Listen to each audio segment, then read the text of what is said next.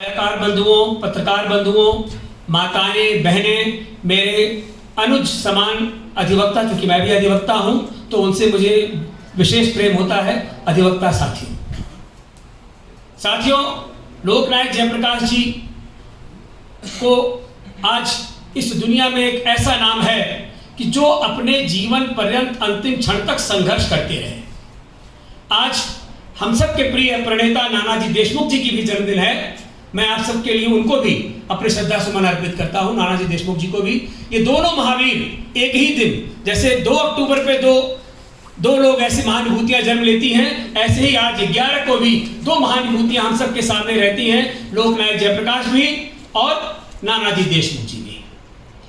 साथियों, जिस समय पर एक ऐसा समय था, एक ऐसा वक्त था जब कांग्रेस के अत्याचार से ये पूरा देश करा रहा था, वह इंदिरा जी का एक ऐसा बिगुल था जो गरीबों को पकड़ के, शोषितों को, वंचितों को, मजलूमों पर वो जुल्म ढा रहा था, जिसकी परछाई भी, क्योंकि मैं देख रहा हूं कि इस हॉल में जो सबसे अच्छी बात है कि इस हॉल में आज जो लोग बैठे हुए हैं, इसमें 25 उम्र को लेकर के 22 उम्र के बच्चे, 25 साल के बच्चे और कुल अवस्था अगर मैं उसको करूं तो 40 साल तक के नौजवान यहां उपलब्ध हैं। अगर मैं इसका मीन निकालता हूं अर्थमेटिक में, तो जो औसत आयु इस हॉल की आती है वो लगभग 22 से 23 वर्ष की आएगी।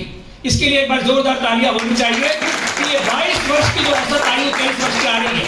तो आप सबके सामने बताना मैं अपना फर्ज समझता हूं कि वो कांग्रेस का अत्याचार आपको याद नहीं होगा, क्योंकि आप उसको पढ़ भी नहीं पाएंगे, और मैं समझता हूं कि लेखनी में उस अत्याचार का वर्णन किया नहीं जा सकता। आदरणीय सुरेश जी अभी जब आएंगे यहां मंच पे तो कुछ प्रकाश को जरूर डालेंगे इसके ऊपर, मैं उनसे आग्रह कर रहा हूं।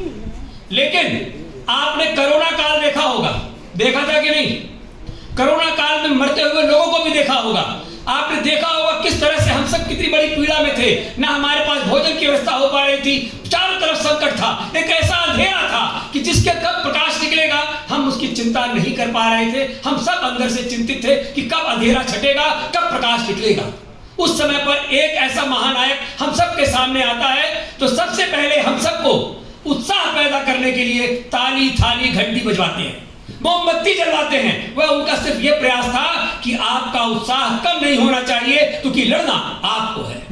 इसी प्रकार से उस समय भी एक व्यक्ति अकेला बूढ़ी अवस्था में खड़खड़ाते हुए कदमों से, लड़खड़ाते हुए कदमों से गली गली घूम करके कांग्रेस की निंदा कर रहा था और लोगों को आगाह कर रहे थे कि उठो, जागो, अब दिल्ली तुम्हें पहुंचना है। वह हमारे लोकनायक जयप्रकाश।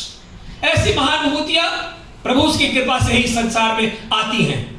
वो भी समय था जब हम सबको लड़ा करके वैक्सीनेशन खोजा, वैक्सीनेशन दिया, एक नए सिरे से पूरे भारत को खड़ा किया, और आज हम सब पुनः, क्योंकि वो जिसने कालखंड नहीं देखा है वह उसके कालखंड का वर्णन कोई लेखक नहीं कर सकता। क्योंकि मैं उसी विभाग से जुड़ा हुआ था, आपका राहत मेरा विभाग था, मैं जगह जगह लोगों के पास जा रहा था, उस चीज को देख रहा था। इसलिए मैंने आपसे कहा कि तुलना, उस समय आपातकाल की तुलना अगर की जाए तो उसी प्रकार की तुलना थी लोग करा रहे थे जो इस तरह से है।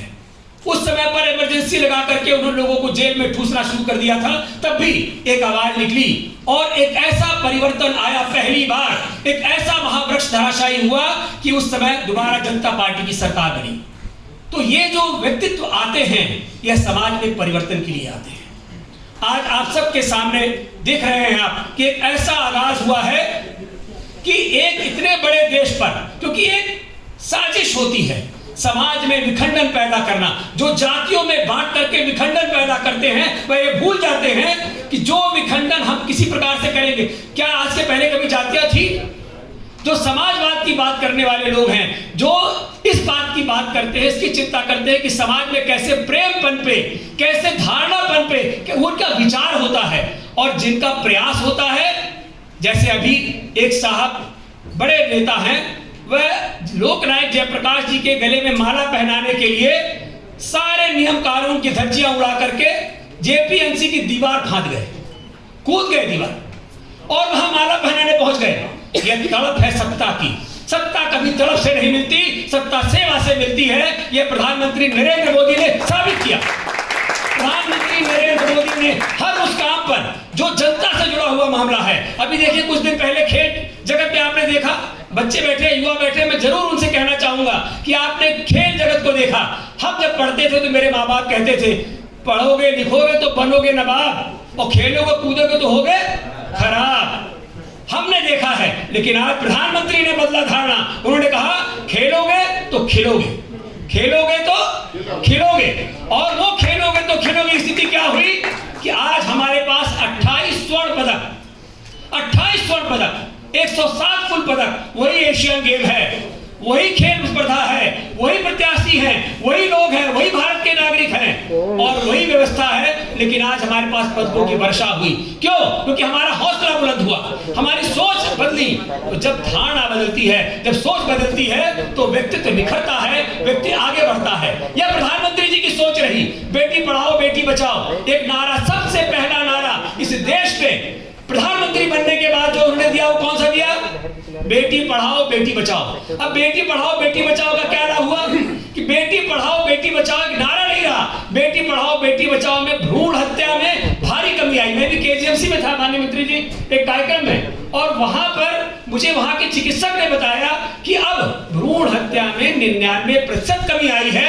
पहले लोग जो अनुपात था लड़के और लड़की का वो 750 लड़कियां थी 1000 लड़कों के सापेक्ष में, 1000 लड़कों के सापेक्ष में 750 लड़कियां, आज वह अनुपात बराबर पहुंच गया है। तो जब कोई छोटी सोच से भी अगर हम उसको अपने हौसले के साथ आगे बढ़ते हैं तो वह निश्चित तौर पर हमें सफलता मिलती है। आज नारी शक्ति वंदन अधिनियम भी प्रधानमंत्री नरेंद्र मोदी जी ने दिया इस देश में, और हमेशा क्रांति की बिगुल बजाने वाले जो लोग होते हैं, जैसे लोकनायक जयप्रकाश थे, नानाजी देशमुख थे। नानाजी देशमुख ने सदैव अपना काम किया और वह दीनदयाल शोध कार्य में कार्य करते रहे। जब उनको मंत्री बनाया गया तो उन्होंने यह कह के मंत्री पद ठुकरा दिया कि 60 वर्ष के ऊपर के लोगों को मंत्रित्व में काम नहीं करना चाहिए, उनको बैठ जाना चाहिए, अन्य काम करने चाहिए, युवाओं को अवसर देना चाहिए। उनको बाद में राज्यसभा दिया गया। तो जो ऐसे क्रांतिकारी सोच के लोग होते हैं वह सदैव समाज में याद किए जाते हैं। और एक लाइन जरूर यहां कहूंगा कि जैसे जो लोग कहते हैं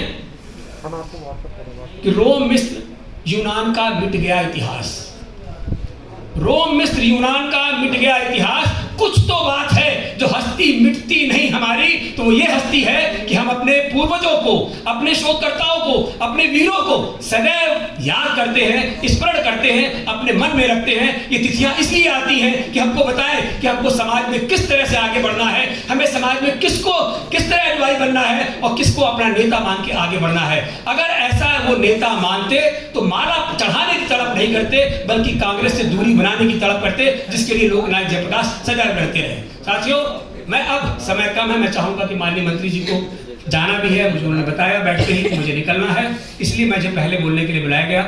मैं अपनी वाणी को विराम देता हूं। जय हिंद, जय भारत।